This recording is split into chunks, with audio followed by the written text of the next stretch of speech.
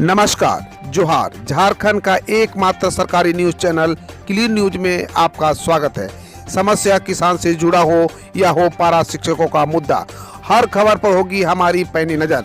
सभी खबर सिलेक्टेड और काम की है, तो वीडियो के अंत तक बने रहें। साथ ही आप न्यूज को किस गांव या शहर से देख रहे हैं, हमें कमेंट में जरूर बताइए।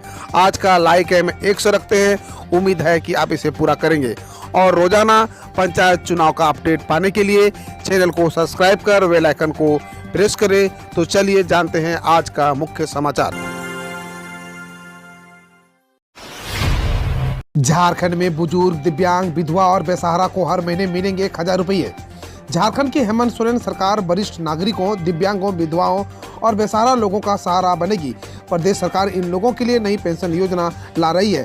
इन वर्गों के लोगों को हर महीने 1000 रुपये बतौर पेंशन दिए जाएंगे, ताकि वे आर्थिक रूप से सशक्त होकर एक बेहतर जीवन जी सके। हालांकि अभी इसका आकलन नहीं किया गया है कि पेंशन योजना से सरकारी खजाने पर कितना भार पड़ेगा, लेकिन सरकार की इस योजना से वंचित वर्ग को राहत मिलने की उम्मीद है। बता दें कि वरिष्ठ नागरिकों, विधवाओं, दिव्यांगों के लिए कई तरह की कल्याणकारी योजनाएं पहले से संचालित हो रही है, लेकिन वंचित लोगों को जेब में सीधे पैसे देने का उद्देश्य उन्हें न्यूनतम स्तर पर आर्थिक तौर पर सशक्त बनाना है। पेट्रोल डीजल पर वैट कम करने और पंचायत चुनाव की मांग पर दबाव बनाएगी भाजपा झारखंड में पंचायत चुनाव कराने और पेट्रोल और डीजल पर वैट कम करने की मांग को लेकर राज्य सरकार पर दबाव बनाएगी। इस क्रम में 25 नवंबर को राज्य के सभी पेट्रोल पंप पर वैट कम करने की मांग को लेकर भाजपा कार्यकर्ता हस्ताक्षर अभियान चलाएंगे। वहीं 27 नवंबर से सभी प्रखंडों में पंचायत चुनाव को लेकर पार्टी आंदोलन शुरू करेगी। मंगलवार को प्रदेश मुख्यालय में हुई प्रदेश कार्यकारी समिति की बैठक के बाद भाजपा के प्रदेश महामंत्री बाल मुकुंद सहाय ने यह जानकारी दी। कार्य समिति बैठक की अध्यक्षता प्रदेश अध्यक्ष दीपक प्रकाश ने की। बैठक में प्रदेश प्रभारी दिलीप सखिया, विधायक दल के नेता बाबूलाल मरंडी, राष्ट्रीय उपाध्यक्ष रघुवर दास सहित सभी प्रदेश पदाधिकारी शामिल हुए। आजादी के अमृत महोत्सव कार्यक्रम के तहत मनरेगा की योजनाओं को दी जाएगी गति। आजादी के अमृत महोत्सव कार्यक्रम के तहत मनरेगा की योजनाओं को गति दी जाएगी। इसकी कार्य योजना तैयार कर ली गई है। आजादी का अमृत महोत्सव कार्यक्रम निर्धारित कैलेंडर के अनुसार आयोजित होगा। मनरेगा आयुक्त राजेश्वरी बी ने वीडियो कॉन्फ्रेंसिंग कर जिलों के परियोजना पदाधिकारियों को कई निर्देश दिए हैं। उन्होंने पलामू प्रमंडल के लातेहार जिले के 1386 लंबित रिजेक्टेड ट्रांजैक्शन में सुधार करते हुए 100% सफल ट्रांजैक्शन सुनिश्चित करने का निर्देश दिया है। पलामू के 96 स्वास्थ्य केंद्रों को health and the wellness centre बनाने का रास्ता साफ। अब स्वास्थ्य विभाग सिक केयर वे वेलनेस केयर की ओर बढ़ रहा है। पहले विभाग का फोकस होता था कि बीमार आदमी को कैसे ठीक करें। अब बीमार आदमी को केवल ठीक करने की सोच से आगे बढ़ते हुए आदमी बीमार न पड़े, इस पर विभागीय फोकस है। इसके लिए जिले के 96 उप स्वास्थ्य केंद्रों को health and the wellness centre के रूप में विकसित करने की तैयारी जारी है। झारखंड में निरस्त किए जाएंगे 1300 गैर जरूरी नियम कानून, समीक्षा के लिए गए निर्देश। झारखंड में लगभग 1300 गैर जरूरी नियम कानून या तो निरस्त किए जाएंगे या उन्हें सरल बनाया जाएगा। लगभग सभी विभागों में दशकों से ऐसे नियम चले आ रहे हैं जो आज के हालात में मुताबिक अप्रासंगिक हो चुके हैं। उनकी वजह से व्यावसायिक गतिविधियों को प्रोत्साहित करने और लोगों को नागरिक सुविधाओं का लाभ पहुंचाने में अड़चनें आ रही है। सरकार के विभिन्न विभागों ने ऐसे नियमों की पहचान की है। समीक्षा के बाद उन्हें खत्म करने या सरल बनाने की प्रक्रिया शुरू कर दी गई है। राज्य के मुख्य सचिव सुखदेव सिंह ने विभिन्न विभागों के सचिवों को पत्र लिखकर इस दिशा में अवश्य कदम उठाने को कहा है। शिक्षकों के लिए जारी नए समय नियम पर बवाल, निर्णय के बहिष्कार का फैसला। झारखंड राज्य उर्दू शिक्षक संघ को शिक्षा विभाग द्वारा जारी नया समय सारणी मान्य नहीं है। इसका निर्णय रांची में आयोजित संघ की बैठक में लिया जाएगा। प्रदेश वरीय उपाध्यक्ष नाजिम अशरफ की अध्यक्षता में प्रदेश व रांची जिला समिति के पदाधिकारी व शिक्षिकाएं बैठक में शामिल हुए। प्रदेश महासचिव अमीन अहमद ने बैठक में जानकारी देते हुए बताया कि स्कूली शिक्षा एवं साक्षरता विभाग की अधिसूचना संख्या 2144 दिनांक 2/11/2021 पूरी तरह से अव्यवहारिक है। विभाग के आधार पर नहीं मिल सकता आरक्षण का लाभ, झारखंड हाईकोर्ट का अहम फैसला।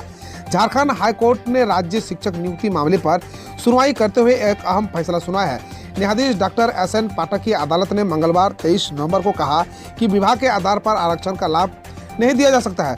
हाई स्कूल शिक्षक नियुक्ति मामले में आरती कुमारी के द्वारा दायर याचिका पर सुनवाई के बाद अदालत ने आदेश दिया है और साथ ही याचिका को रद्द कर दिया है। ट्वीट पर मचा बवाल। पश्चिमी सिंहभूम के कुमारडुंगी में युवक को ट्विटर पर शिकायत करना पड़ा भारी। पुलिस अधिकारियों ने पीटा, एसपी ने दिए जांच के आदेश। झारखंड के पश्चिम सिंहभूम जिले के कुमारडुंगी इलाके में हैरान कर देने वाली घटना घटी है। पुलिस पर आरोप है कि उसे ट्वीट करने से नाराज होकर एक युवक की पिटाई कर दी। युवक के घर रात को छापेमारी कर उसे उठाया गया, थाने लाकर उसके साथ मारपीट की गई। युवक ने मामले की शिकायत पुलिस के वरीय अधिकारियों से की। चाईबासा के पुलिस अधीक्षक अजय लिंडा ने पुलिस अधीक्षक को जांच के आदेश दिए हैं। झारखंड सरकार के खिलाफ बड़े आंदोलन की तैयारी में बीजेपी, जाने किस दिन बोलेगी हल्ला बोल। भारतीय जनता पार्टी की झारखंड प्रदेश कार्य समिति ने राज्य की हेमंत सोरेन सरकार को हर मोर्चे पर विफल करार दिया। मंगलवार को हुई पार्टी कार्य समिति की बैठक में सरकार की विफलताओं को जन जन तक पहुंचाने के लिए अभियान चलाने और जन आंदोलन का निर्णय लिया गया। आंदोलन की रणनीति और कार्यक्रम की घोषणा जल्द की जाएगी। झारखंड में युवाओं को नौकरी के बदले मिली लाठी, भाजपा के प्रदेश प्रवक्ता कुणाल सारंगी ने बताया शर्मनाक। झारखंड सरकार ने 2021 को नियुक्ति वर्ष घोषित किया है, लेकिन मंगलवार को रांची में 7वीं जेपीएससी के आंदोलनरत छात्र छात्राओं पर झारखंड पुलिस ने लाठी बरसाई। भाजपा के प्रदेश प्रवक्ता कुणाल सारंगी ने इसे शर्मनाक बताया है। बहरागोड़ा के पूर्व विधायक कुणाल सारंगी ने इसे तानाशाही बताया। कहा कि सरकार अपनी अक्रमताओं को छिपाने के लिए शांतिपूर्ण आंदोलन को कुचलने का प्रयास कर रही है। इससे सीधे तौर पर राज्य सरकार की ओछी मानसिकता दिखाई देती है। आप खबर देश विदेश और देश की विभिन्न योजनाओं। झारखंड के पड़ोसी राज्यों से नीतीश कुमार के आह्वान पर 26 नवंबर को शपथ लेंगे बिहार के लोग। अधिकारी और कर्मी न शराब पिएंगे न बिकने देंगे। आगामी 26 नवंबर यानी कल बिहार में प्रखंड से लेकर जिला, प्रमंडल और राज्य मुख्यालय तक के सरकारी कर्मी और अफसर शराब नहीं पीने का शपथ लेंगे।